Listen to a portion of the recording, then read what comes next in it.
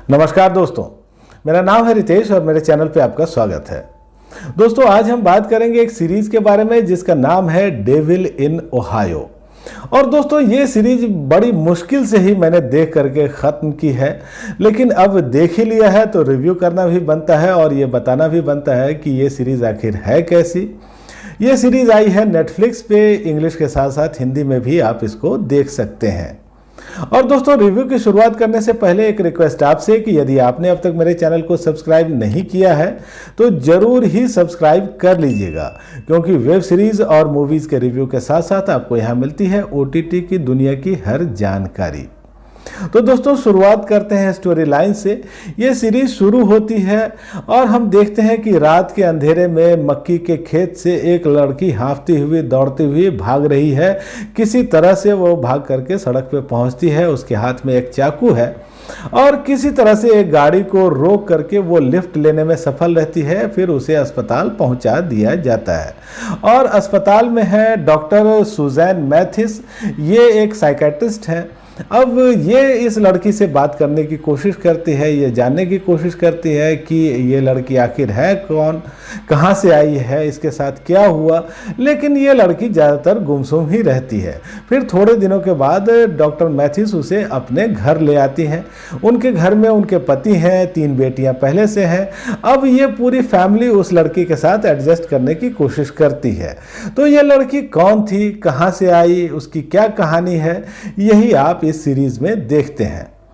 दोस्तों, इस सीरीज को देखने पर जो सबसे पहली बात मुझे समझ में आई वो ये कि अमेरिका भले ही बहुत ही विकसित देश है, लेकिन डिपार्टमेंट में फंड की कमी का रोना वहाँ भी मचा रहता है।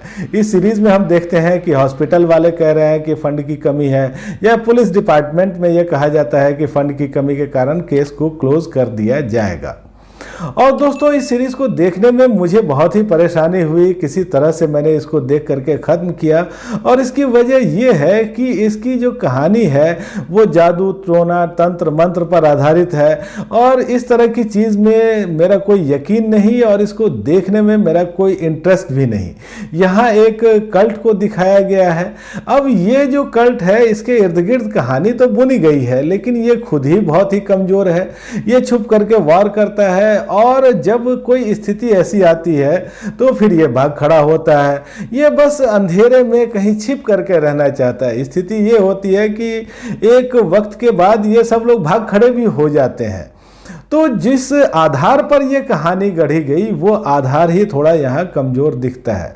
दोस्तों, यहाँ आप 2 तरह की साइकोलॉजी को ज़रूर देख सकते हैं। और एक जो साइकोलॉजी है वो है ट्रॉमा से जुड़ी हुई। अगर किसी का बचपन थोड़ा मुसीबतों भरा हो, ट्रॉमा रहा हो बचपन में, तो उसका असर उसके बाकी के जीवन पर कैसे पड़ता है ये आप देख सकते हैं। और दूसरी जो साइकोलॉजी है वो रिलीजियस मान्यताओं से जुड़ी हुई है कि अगर कोई विचार, कोई धार्मिक मान्यता किसी के बचपन से उसको दिखाई समझाई जाए, कोई विचार उसके मन मस्तिष्क में ज़बरदस्ती ठूंस दिया जाए, तो फिर उसको बाहर निकालना भी काफ़ी मुश्किल होता है। भले स्थितियां बदल जाएं, लोगों के रहन सहन बदल जाएं, लेकिन वो विचार कहीं दबे छिपे अंदर रहते ही हैं।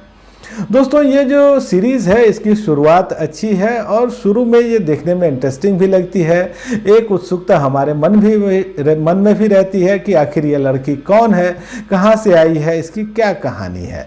लेकिन जैसे जैसे इस लड़की की कहानी हमें समझ में आती है तो उसके बाद फिर ये उत्सुकता कम हो जाती है और फिर इस सीरीज़ को देखने के लिए उतना कहिए कि थ्रिल भी नहीं रह जाता, उतना कोई उत्सुकता नहीं रहती कि अब ये सीरीज़ को हम देखते रहें। और एक वक्त के बाद ये सीरीज़ एक फैमिली ड्रामा बन जाती है, बहुत ही स्लो हो जाती है, खिंची हुई सी लगती है और बहुत ही बोर भी हमको करती है।